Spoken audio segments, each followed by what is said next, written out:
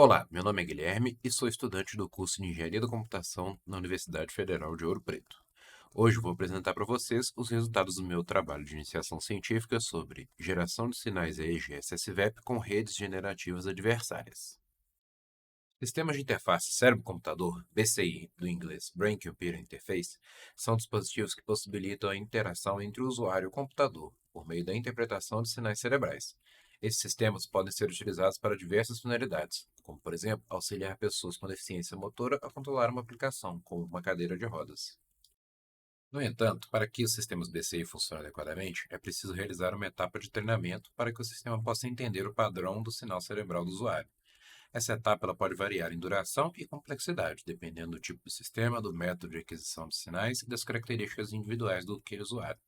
Portanto, é importante desenvolver métodos que tornem o treinamento mais eficiente para os usuários de sistemas BCI. Sistemas BCI baseados em SSVEP, Steady State Visual Evoked Potential, identificam o potencial que emerge na região do córtex visual, decorrente da sincronização entre os disparos dos neurônios causado pela frequência de cintilação de um estímulo visual. Por exemplo, suponhamos que essa imagem esteja piscando em uma frequência de 6 Hz. Se o usuário concentrar sua atenção nessa imagem, poderíamos observar através de um eletroencefalograma um pico de 6 Hz emergindo da região do córtex visual desse usuário.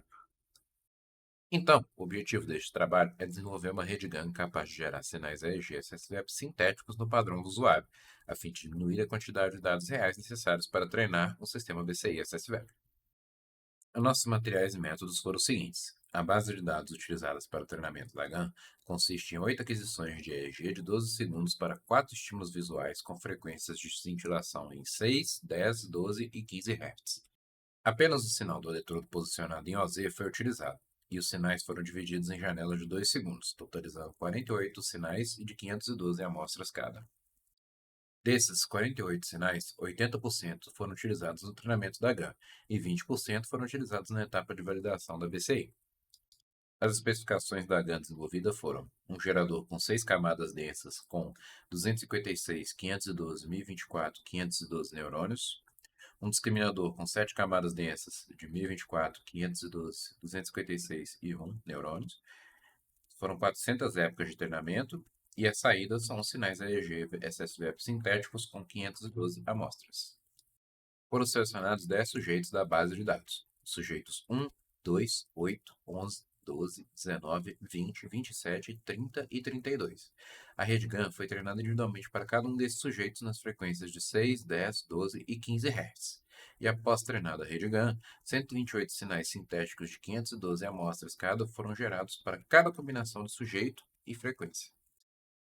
Dois casos de teste foram definidos. O caso de teste 1, que avalia o impacto dos dados sintéticos em uma BCI que discrimina duas frequências, 10 e 12 Hz, e o caso de teste 2, que avalia o impacto de dados sintéticos em uma BCI que discrimina quatro frequências, 6, 10, 12 e 15 Hz. Para os dois casos de teste, quatro cenários foram definidos. O primeiro deles, o cenário 1, que é o caso base, é o treinamento do BCI com 100% de dados reais. O cenário 2, que é o treinamento do BCI com 90% de dados reais e 10% sintéticos. O cenário 3, que é o treinamento do BCI com 80% de dados reais e 20% sintéticos.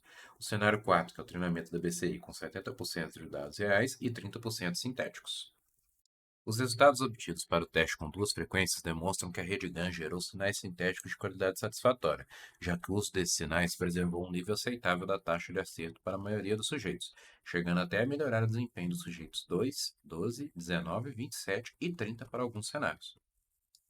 Já a análise dos resultados para o teste com quatro frequências não se demonstrou tão interessante quanto o teste realizado com duas frequências, uma vez que o uso de dados sintéticos causou uma queda na taxa de acerto da BCI. Entretanto, mesmo assim, o sujeito 20 apresentou uma melhora sensível no desempenho e os sujeitos 2 e 7 não apresentaram quedas significativas na taxa de acerto da BCI.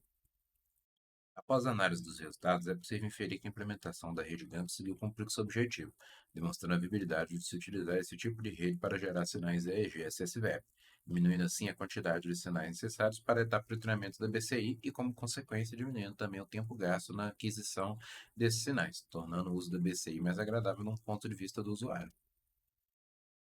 Mais testes com rede GANs e o uso de técnicas de pré-processamento de sinais sintéticos podem melhorar os resultados.